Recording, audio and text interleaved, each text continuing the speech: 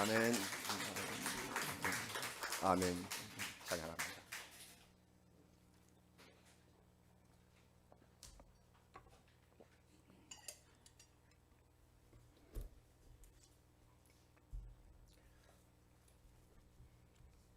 참 좋은 찬양을 또 올려서 우리 마음이 열렸습니다. 하나님께 감사를 올립니다. 세상 꽉 막힌 가운데서 우리가 하나님과 말씀을 듣고 나누고 쓰고 읽으면서 지내온 세월들, 오늘 벌써 신명기의 마지막 장을 읽는 날이 되었습니다. 34장. 그래서 우리는 모세를 통하여 날마다 하나님의 말씀을 들으며 34일 동안을 지내왔습니다. 사실은 신명기만이 아니라 출애굽기 때부터 모세의 율법을 만났으므로 출애굽기 40일, 레위기 27일, 민수기 36일, 그리고 신명기 34일, 도합 137일을 모세와 날마다 만나며 말씀을 배웠습니다. 137일, 4개월 반 동안 우리와 날마다 함께 하신 하나님의 선지자가 이제 떠난다고 하십니다. 가시네요. 우리도 이스라엘 백성처럼 선지자 모세를 배웅하며 그 자취를 마음에 새길 것입니다. 지금 모세는 느보산에 올라가서 피스가 산 꼭대기로 갑니다. 느보는 큰 산 이름이고 거기 산 꼭대기에 톱날처럼 뻗은 능선이 있다는데 그 능선 꼭대기 이름이 비스가 산입니다. 그래서 신의 산을 또한 호렙산이라고도 하듯이 여기 느보 비스가도 같은 지명입니다. 요단강을 건널 수 없는 노인이 이제 마지막으로 이 산에 올라 하나님 곁으로 가려 하고 있습니다. 그의 나이가 120, 그렇죠? 그가 직접 말씀하신 신명기 31장 2절 말씀을 돌아보겠습니다. 신명기 31장 2절은 이렇게 되어 있습니다. 그들에게 이르되 이제 내 나이 120세라 내가 더 이상 출입하지 못하겠고 여호와께서도 내게 이르시기를 너는 이 요단을 건너지 못하리라 하셨느니라. 이렇게 모세가 친히 말했습니다. 여기 보니까 120세 노인이 내가 더 이상 출입을 못하겠다 이렇게 말씀을 했지만 이것은 모세가 스스로 겸손하게 표현하신 말로서 출입도 못하고 이웃 집에도 못 가겠다 그 말이 아니라 지난날처럼 왕성한 사역을 하기가 어렵다는 뜻입니다. 왜요? 오늘 말씀을 보니 눈이 흐리지 않고 기력도 쇠하지 않았다고 합니다. 무엇보다도 비스가 산 꼭대기에 올라갈 힘이 남아 있으세요.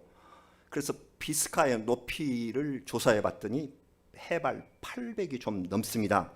그래서 800 좀 넘는 산이므로 녹록치 않지만 과거에 시내산에서 하나님의 계명을 받으러 올라갔다 내려갔다 그때 출애굽기 몇 번이나 오르고 내리고 하셨죠. 그 시내산은 해발 2300입니다. 그런 산을 수없이 오르내렸던 모세에게 120세 된 지금도 충분히 가능한 일이었습니다. 그래서 이 산에 오릅니다. 이 산에 오르기 전 모세가 한 일이 우리 성경에 보니 크게 세 가지 일입니다. 첫 번째 일은 먼저 여호수아를 공식 후계자로 지정하고 백성의 목전에서 선언을 했습니다. 무엇이라고 하였나요? 너는 강하고 담대하라. 약속하신 땅에 들어갈 수 있으리라. 여호와께서 네 앞에 가시고 함께 가시고 떠나지 않으실 것이다. 얼마나 아름다우신 말씀인지. 여호와께서 너와 앞에 가시고 같이 가시고 before you, with you, 그리고 너를 떠나지 않을 것이다. never leave you. 너를 지킬 것이다.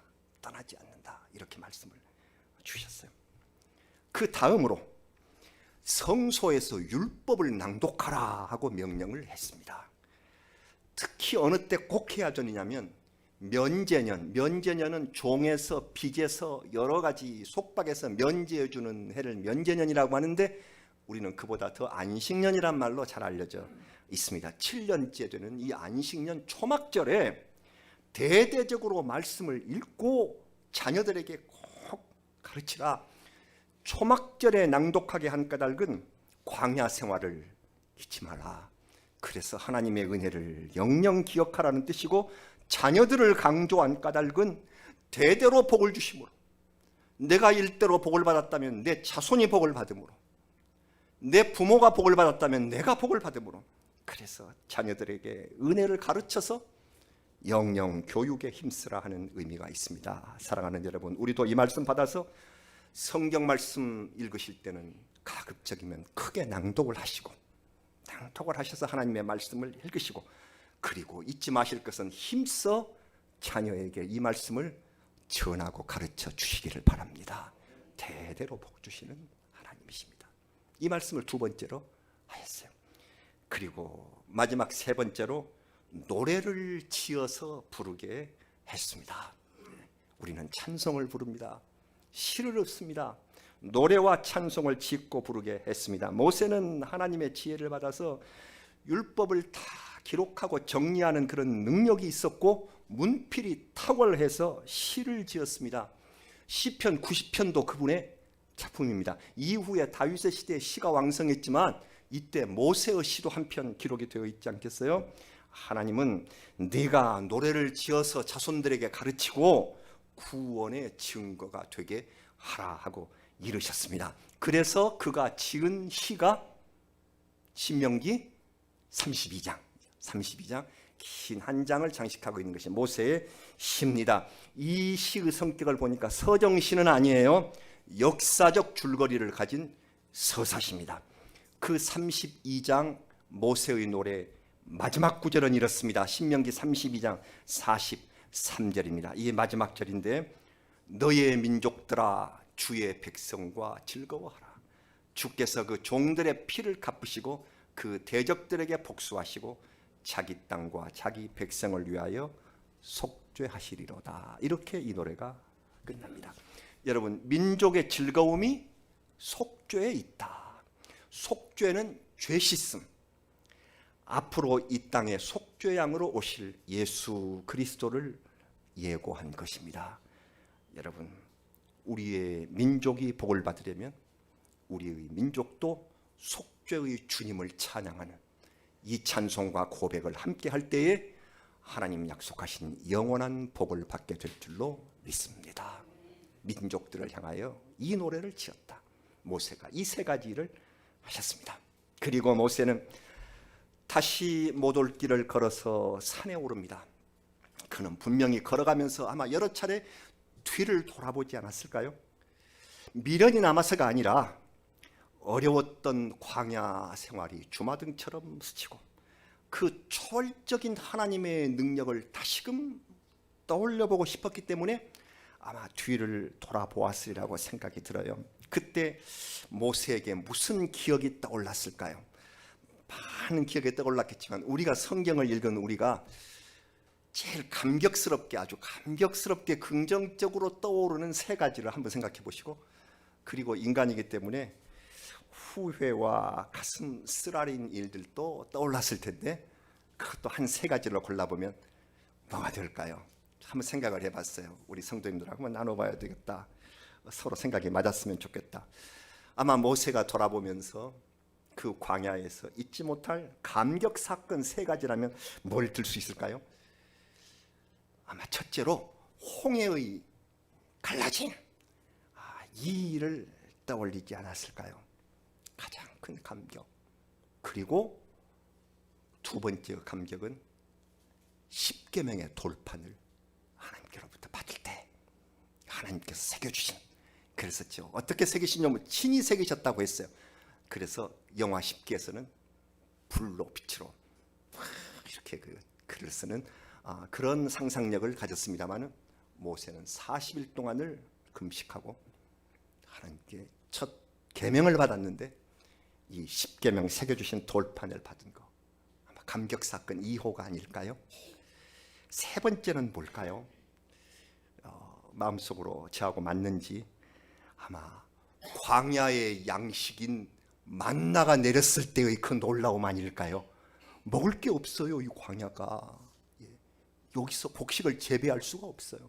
그랬을 때 아침에 자고 일어날 때 내린 생명의 양식 가시와 같은 이 만나를 처음 봤을 때의 그 놀라움 아닐까요? 그래서 언약궤에 십계명의 돌판과 또 뭐죠?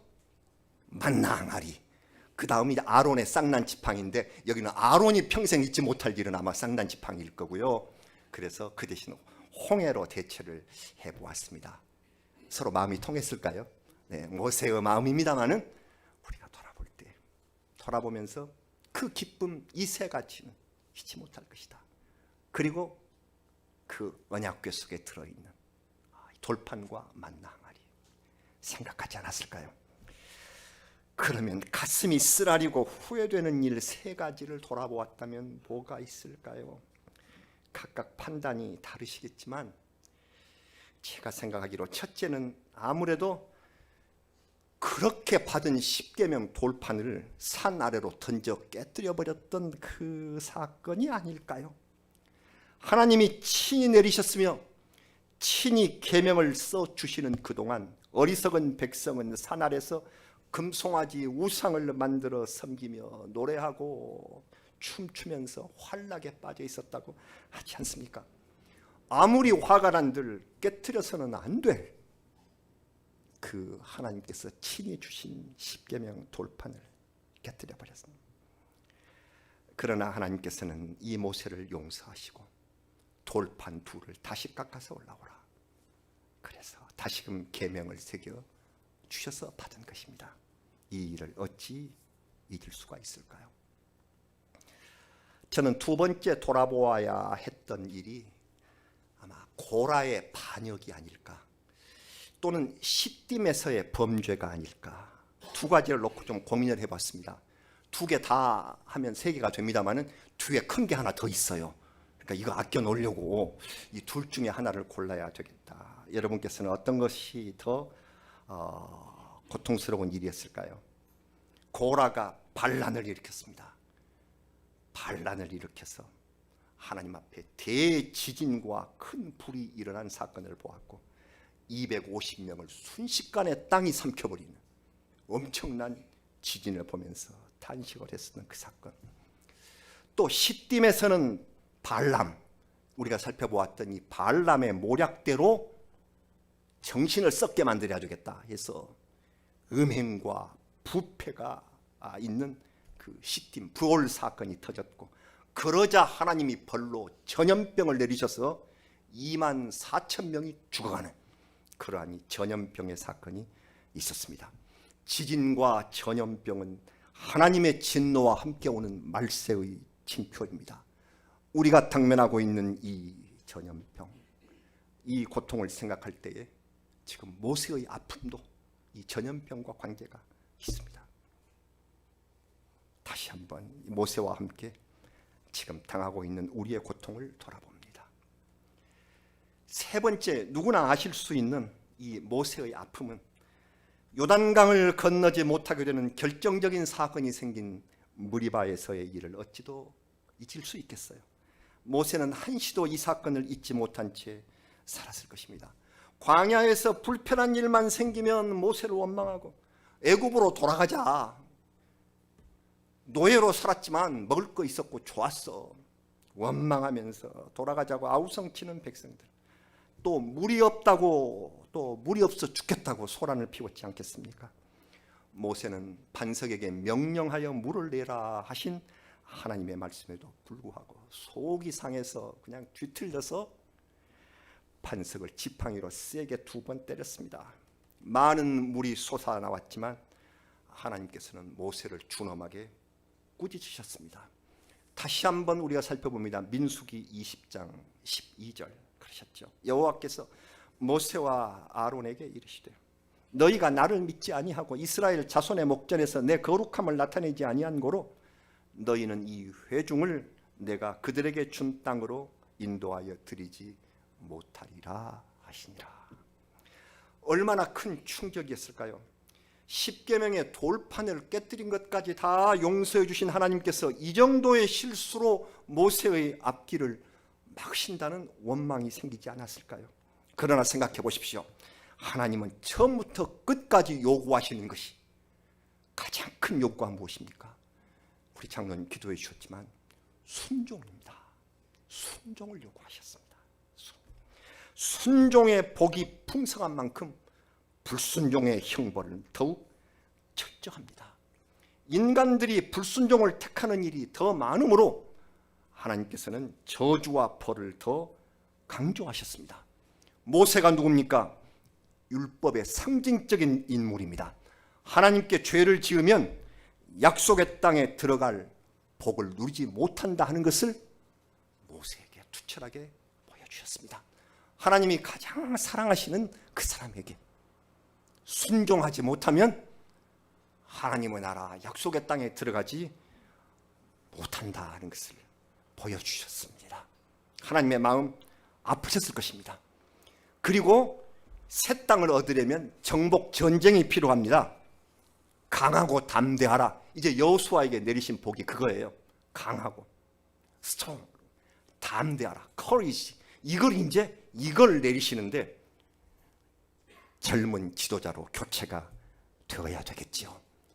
모세는 뒤를 돌아보며 하나님을 따라 백성과 함께 걸어온 지난 날을 생각했습니다. 여러분, 우리도 모세를 따라서 인생의 지나온 길을 조용히 되돌아보십시다. 아직 나이 젊으신 분들도 함께 지나온 길을 돌아보십시다.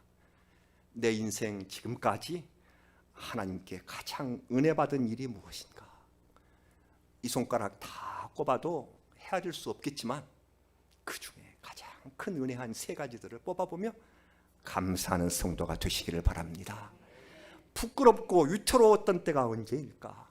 이것도 많겠지만 내 인생을 고백할 기회를 마련하시면서 우리도 모세를 따라 나의 걸어온 내 인생의 광야길, 가장 아름답고 감격적이었던 일과 부끄러웠던 일들을 같이 생각하며 하나님 앞에 고백하는 시간을 가지시기를 주의 이름으로 바랍니다. 여러분, 드디어 산꼭대기에 이르렀어요. 보니 앞으로 건너갈 가나안 땅이 한눈에 들어온 것이 아니겠습니까? 오래전에 조상들이 살았었고 이제 하나님께서 다시 들어가리라 약속하신 요단강 건너의 땅이 내다 보였습니다. 그래서 우리는 인생을 다 마치고 하나님께서 인도하시는 약속의 땅으로 들어가는 죽음을 가리켜서 요단강을 건넌다 하고 말하죠. 안 믿는 사람들도 요단강 건너간다는 말을 압니다. 그 말을 쓰고 있습니다. 거기서 보니 북쪽에 있는 길르앗 땅부터 나중에 각 지파들이 차지할 땅이 한눈에 보이고 서해까지도 보이더라. 오늘 성경 말씀대로 서해. 이 서해가 지중해입니다. 여기서 보면 가장 서쪽이 지중해 바다예요. 남방으로는 네겝 평지, 오아시스가 있는 네겝과 종려나무가 울창한 성읍 여리고, 그 여리고에서 첫 전투가 시작이 되죠. 이 여리고 성이 보이고 그 골짜기에서 소알 생각이 납니다. 옛날 롯이 소돔성에서 나와서 피했던 그 작은 마을 소알, 그 마을까지 한눈에 들어왔습니다.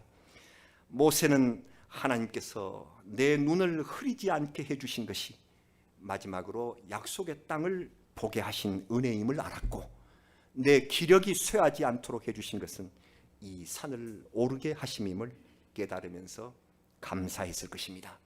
자신은 들어갈 수가 없으나 후손들이 하나님 은혜로 저 가나안 복지 귀한 성에 들어가 살 것입니다. 그러나 하나님을 모르는 사람들이 계속 싸움을 걸어오고 힘들게 할 것이 분명합니다. 이제 또 하나님의 도움을 받고 의지하며 강하고 담대하게 살아야 하는 그런 믿음이 더욱 필요한 때입니다. 모세는 이 산을 오르기 직전에 이스라엘 12지파들에게 축복을 선포하죠. 32장에 시를 지어서 노래를 부르고 33장에 각 지파를 축복을 합니다. 지파를 향한 축복이 다 끝난 다음 백성 전체에게 선언한 말씀이 은혜롭습니다. 이렇게 선언했습니다. 신명기 33장 26절과 27절 선포를 하였습니다. 여수run이여 하나님 같은 이가 없도다. 그가 너를 도우시려고 하늘을 타고 궁창에서 위엄을 나타내시는도다. 그 다음 같이 읽으실까요? 영원하신 하나님이 내 처소가 되시니 그의 영원하신 팔이 내 아래에 있도다. 그가 내 앞에서 대적을 쫓으시며 멸하라 하시도다. 아멘. 여기 여수룬이라는 말은 의로운 자라는 뜻입니다. 의로운 자. 이스라엘을 명예롭게 일컫는 말입니다. 이스라엘보다 이스라엘을 높여서 존칭해서 말하는 표현이 여수룬, 의로운 백성, 그런 뜻입니다. 하나님은 여수룬을 도우시고 그리고 무엇으로 돌보시는가? 영원하신 팔로 돌보십니다. 힘이 다하지 않는 하나님의 보호하심이, 우리 애국가에 있는 하나님이 보호하사 이 보호하심이 영원히 붙으시는 그 팔로 너희에게 같이 하실 것이다. 이 영원하신 팔을 찬송으로 만든 것이 405장 찬송 주의 친절한 팔의 안기세입니다. 세계적으로 유명한 이 찬송입니다. 주의 팔에 영원하신 팔에 안기세 하고 끝나는 405장, 쉽고 즐겁고 은혜로운 찬송이어서 어린이들도 많이 부릅니다. 세계적으로 합니다. 작사자인 호프만 목사님, 작곡가인 슈왈트 목사님, 다 목사님들인데 이분들이 사시던 미국 땅은 물론이거니와 온 세계의 기독교인들이 애창하는 찬송이어서 저도 선교지에 갔을 때 함께, 모두 함께 이 영어 찬송으로 현지 어린이들과 같이 불렀던 영원하신 팔에 안기세, Leaning on the everlasting arm, Leaning, Leaning, Leaning on the everlasting arms. 애들까지도 다 알아요.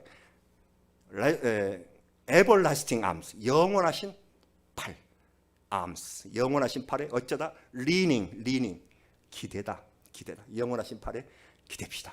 아이들도 좋아서, 크긴 아이들도 좋아서 Leaning on the everlasting arms. 참 잊지를 못합니다. 세계의 모든 사람들을 위한 찬송, What a friend, fellowship이죠.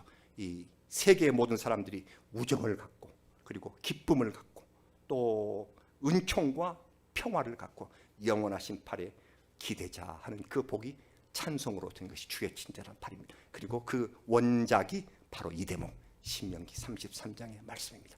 하나님의 영원하신 팔, everlasting arms, 거기에 우리가 기대자, 그렇게 살자. 그러면 우리는 행복한 사람이 될 것이라고 말씀을 하십니다. 모세의 축복 맨 마지막 구절에서 여기서 멈추시면서 마음이 울컥하시지 않으셨습니까? 우리 같이 읽으셔야 될 것 같습니다. 신명기 33장 29절입니다. 마지막 모세의 축복인데요. 같이 읽겠습니다. 이스라엘이여 너는 행복한 사람이로다. 여호와의 구원을 너같이 얻은 백성이 누구냐? 그는 너를 돕는 방패시오 내 영광의 칼이시로다. 내 대적이 내게 복종하리니 내가 그들의 높은 곳을 밟으리로다. 아멘. 이스라엘이여 너는 해피유아, 너는 참으로 즐거운 백성이다.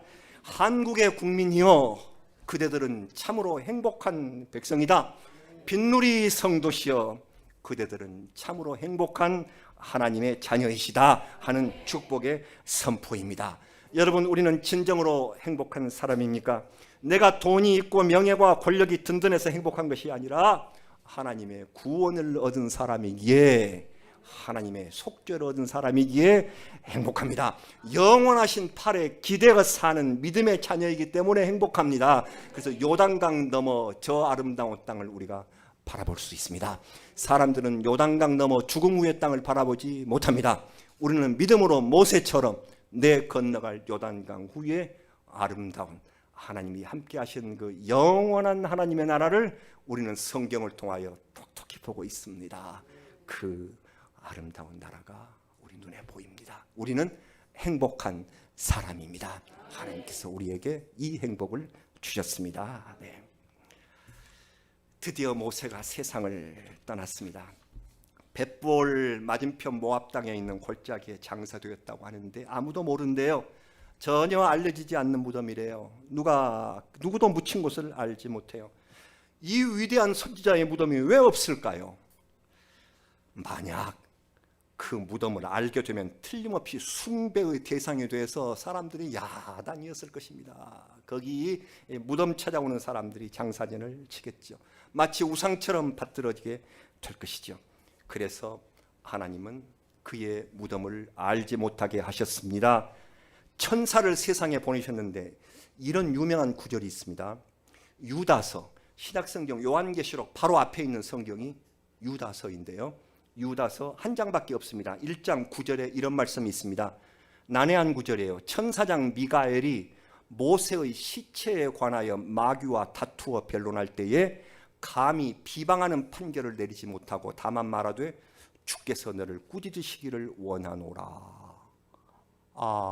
마귀가 모세의 시체를 가지려고 했군요. 이 성경은 모세의 승천이라는 외경에서 인용한 것인데 마귀가요, 사탄이 천사장에게 내가 모세의 시체를 가져갈 권리가 있습니다 하고 주장을 했다는 것입니다. 시체는 물질인 것이어서 악하다, 그러니까 내 소유다. 그리고 모세는 애굽의 왕자 신분으로 살 때에 사람을 죽인 죄가 있다. 그래서 내가 가져가겠다라고 한 것이라고 해석을 합니다. 천사장은 마귀의 요구를 크게 비방하지 않았네요. 그러면서 하나님이 꾸짖으실 것이다. 네가 함부로 그런 말을 하면 안 된다. 이런 정도로 마쳤다고 합니다. 누구든지 인간은 완전하지 못합니다. 모세까지도 완전하지 못하여 모세의 시체까지도 사탄이 탐하려고 했다 하는 그러한 무서운, 좀 난해한 이런 구절을 우리에게 두셨네요. 하나님은 이 세상에 모세의 무덤을 두지 않으셨습니다. 그 대신 모세를 하늘로 올리셨습니다. 우리는 이것을 압니다. 예수님께서 변화산에서 해같이 빛나는 모습으로 변형되실 때 그 영광 중에 함께 나타나신, 함께 있던 분이 누구죠? 한 분은 모세고 또 한 분은 엘리야였습니다. 그와 함께 예수 그리스도가 빛나게 변형되셨는데 이 예수님과 엘리야는 승천한 기록이 있는 분입니다. 그리고 거기 같이 빛나는 그 모습의 모세도 승천했을 것이라는, 그래서 세상에 무덤이 없다는 해석이 많습니다. 승천해서 올리신 분이기 때문에 변화산에서 예수님, 엘리야와 함께 보여주셨다, 이런 해석이 가능하지요. 모세가 쓴 시편 90편에서 모세는 인생을 이렇게 표현했습니다. 시편 90편 3절과 4절입니다. 주께서 사람을 티끌로 돌아가게 하시고 말씀하시기를 너희 인생들은 돌아가라 하셨사오니 주의 목전에는 천년이 지나간 어제 같으며 밤의 한순간 같을 뿐임이니이다. 모세의 시입니다. 그토록 많은 일을 한 모세의 삶도 밤의 한순간처럼 지나서 티끌로 돌아갈 것이라고 하였으니 우리 같은 인생 얼마나 보잘것없으며 얼마나 빨리 지나가 버린 세월일 것입니까? 그럼에도 불구하고 이런 우리를 하나님께서 자녀로 삼아 주셨으므로 우리가 짧은 세상 살면서 하나님의 법을 지키고 순종하면, 정말 순종하면 요단강 넘어 하나님 나라를 우리도 내다보게 하시고 영원한 팔로 안아서 그곳으로 인도해 주실 줄로 믿습니다.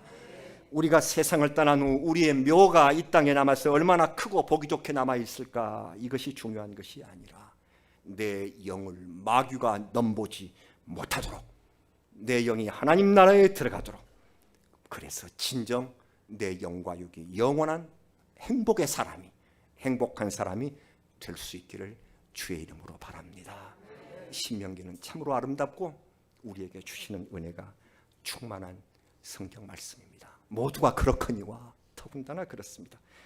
이제 신명기를 덮으면서 이 마지막 34장의 기록자가 누굴까를 생각합니다. 모세의 영적 통찰력을 믿으시는 분들은 모세가 자신이 죽기 전에 이미 써놓았을 것이므로 이 모두가 다 모세의 기록일 것이다 이렇게 말합니다. 그러나 히브리 기록의 관례는 훌륭한 사람의 죽음까지를 꼭 기록을 합니다.